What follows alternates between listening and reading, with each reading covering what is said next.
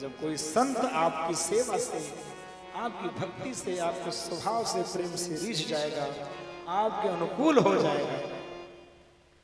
जिंदगी में कुछ ताल्लुक फकीरों से भी रखिए जनाब, ये वो हकीम हैं जो लफ्जों से इलाज करते हैं। अब मोहिभा भरोस हनुमंता, बिनु हरि कृपा मैंने नहीं संता। अगर ये बात प्रमाणित है कि भगवान की कृपा के बिना संत नहीं मिलते, इसके पहले ये बात भी प्रमाणित है कि संत की कृपा के बिना भगवंत भी नहीं मिलते। और नहीं, इतनी कथाएं आप लोग बचपन से सुनते आ रहे हो, एक भी ऐसे भक्त का नाम बताओ जिसे भगवत प्राप्ति हुई हो बिना किसी संत की कृपा के। जब तक कोई संत नहीं मिला, भगवंत नहीं मिले। जिससे पहले संत मिले हैं उसी को भगवंत मिले। तो इसीलिए कहते हैं मिले जो संत हो अनुकूला। इसीलिए तीव्र भक्ति योग। अब सुखदेव जी से परीक्षित ने सृष्टि विषयक प्रश्न पूछा कि भगवान अपनी माया से संसार की सृष्टि कैसे करते हैं। संसार की रचना तो इतनी रहस्यमय है कि ब्रह्मादि भी समझने में भूल कर बैठते हैं। भगवान कैसे उत्पन्न करते हैं, पालन करते हैं, संहार करते हैं।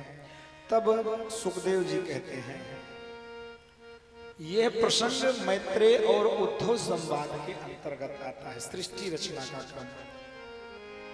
विदुर जी महाभारत के युद्ध पहले ही दुर्योधन को समझाने की कोशिश किए, नहीं समझ में आया, तिरस्कार प्राप्त हुआ। तब दुखी होकर के धनुष को उन्हीं के दरवाजे पर रखकर तीर्थ यात्रा के लिए निकल गए। महाभारत के समापन पर लौटे। श्री कृष्ण के लीला संवरण की सूचना उद्धव जी के द्वारा प्राप्त हुई। बड़े दुखी हुए। उद्धव जी से कहा कि क्या मेरे प्रभु ने मुझे याद किया? मैं कितना भागा हूं, अंत काल में प्रभु का दर्शन नहीं कर पाया। उद्धव जी से ये वार्ता विदुर की हो रही थी। उद्धव जी ने बताया कि हे विदुर जी, आप बड़े भाग्यशाली हैं। क्यों? क्योंकि जिन भगवान का स्मरण लोग मरते समय करते हैं, उन प्रभु ने अपना प्राण त्यागते समय आपको याद किया। आपकी सेवा, आपकी भक्ति को याद करते हुए भगवान ने कहा था कि जिससे मैं कुछ भी लेता हूं, जो मुझे थोड़ा सा भी कुछ देता है, उसे मैं कई गुना करके देता हूं, मेरा स्वभाव है।